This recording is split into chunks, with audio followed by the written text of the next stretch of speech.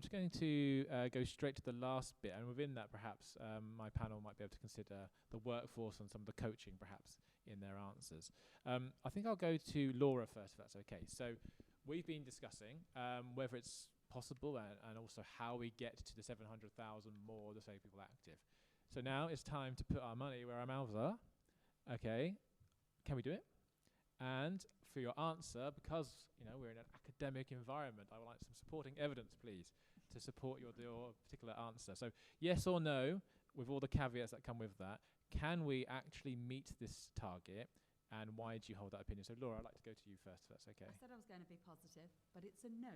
Okay, good start. Yeah, no, sadly, I think for me, what the strategy lacks is evidence that it was... disabled people were actually consulted in at all, and the silo mentality that their strategy seems to have means it's going to fail, because actually they have no consideration of what DWP are trying to achieve or the other kind of departments, and therefore, so the conversation you alluded to earlier around local authorities having their budgets cut, well, actually, so some of the things that it suggested it will do, that's not achievable. And then if you go look into health and whatever, there's loads of different things. But the problem is, again, it's some individuals, and I'm sure it had the best intention, have plucked this figure out of the air, as Joseph said, and have gone, this is what we're going to do. But with any thought of how, why, or even if it's what disabled people want, lacks. So for me, no, sadly. Okay, thank you. And you provide supporting evidence. That's fine. Mm-hmm. Good. All right, let's move on to one of our other panelists. Hayley, you've not talked for a while, so let's go to you. So what do you think in terms of the 700,000 target? Yeah, I don't care if it's a yes or a no. So there's always one dissenting voice, isn't there? So, because for me, I think the key is understanding those people that are active, what the realities of their experiences are like. That's a good point. So, for example, if the target is 2 hours of physical education within schools, if those targets are met, what does that really tell us? So what's the backstory behind the time targets or the numbers? That's what I want to know. So establishing what people are thinking and feeling and how they're experiencing activity. And of course the challenge would also be to try to think through those people that aren't active and better understand, and I think our panellists have all talked about that today, why they're not active as well. Yeah, no, I think it's a really important point. I mean, some of the criticisms of the legacy, the 2012 legacy, was that perhaps there was a tick box culture, or focused too much on numbers. And actually, why are people either participating or not participating? That's also equally important. So yeah, I think that's a really good point that you raised there. Joseph, I'd like to come to you now, if that's okay. So from a local kind of perspective, an active partnership perspective, what's your thoughts on the 700,000 target? So my direct answer would be it won't be possible to achieve the 700,000 target by year 2030, purely because all the things that we've talked about, and obviously it ties in again with funding and the position that we're in at the moment. So in that short time frame, that short time scale, we just don't have the resources available to kind of really set that and get that established. So various charity sports organisations delivering partnerships wouldn't have enough power to really move that forward to get that figure achieved. So there's quite a lot of gaps as well that links in obviously to education, the education of like perhaps other are people aware of what's actually out there. Maybe parents, they don't know what activities are available sort of locally, maybe because the information hasn't been sort of sent out, all those kind of things that disabled people themselves wouldn't know either.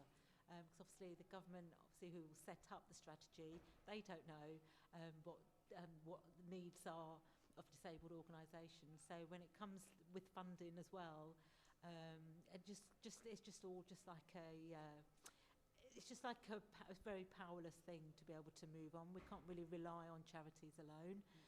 So we do try and look for other kind of like funding streams.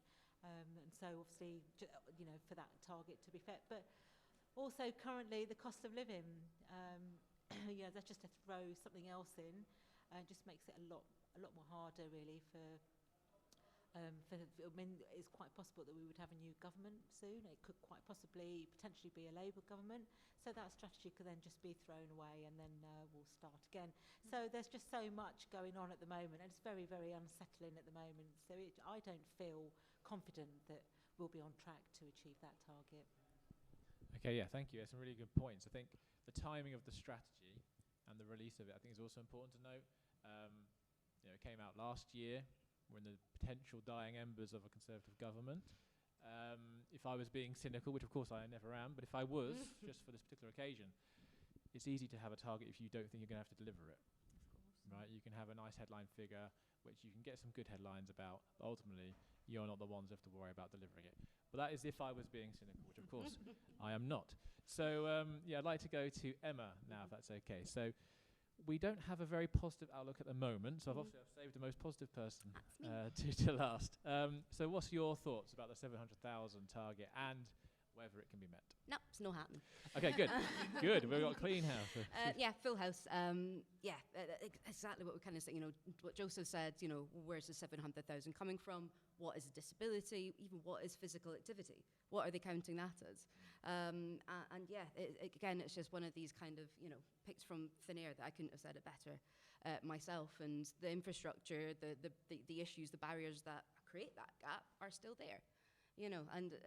Exactly as Laura said as well, it's a bit like there hasn't been any consultation with disabled people, and if they are not at the foundation and the centre of what you're going to do, why you're going to do it, how you're going to deliver it, how you're going to measure it, they need to be in every single step and stage for any policy to actually be in any way meaningful, sustainable, and actually have that kind of active change. And we just don't see that. If you don't, I think it's evident that they don't really know what the main issues are. If you don't know what the real issues are, then you're not going to be able to find solutions to fix those issues. I just don't see this in this policy, unfortunately. But I do think there are magical, wonderful people out there that are doing fantastic stuff, and will keep doing great things, whatever government we end up having. I'm trying to be as unpolitical as possible. Well, I appreciate that attempt, so thank you. And thank you to my panelists there for your answers. I mean, obviously this is just our perspective. It's not saying that it's definitely not going to happen. Lots of things could happen. And also the point I think Joseph mentioned, there can be events that happen that we're not foreseeing. Obviously no one expected COVID to happen. That obviously impacted participation. The cost of living crisis is a little bit of both. Some of it was self-inflicted. 49 days, that's all I'll say. And then also the energy crisis, of course. So there are also external events that can have an impact too. Maybe for the positive, but also potentially for the negative. Okay, in terms of the questions for the panel, that is it. So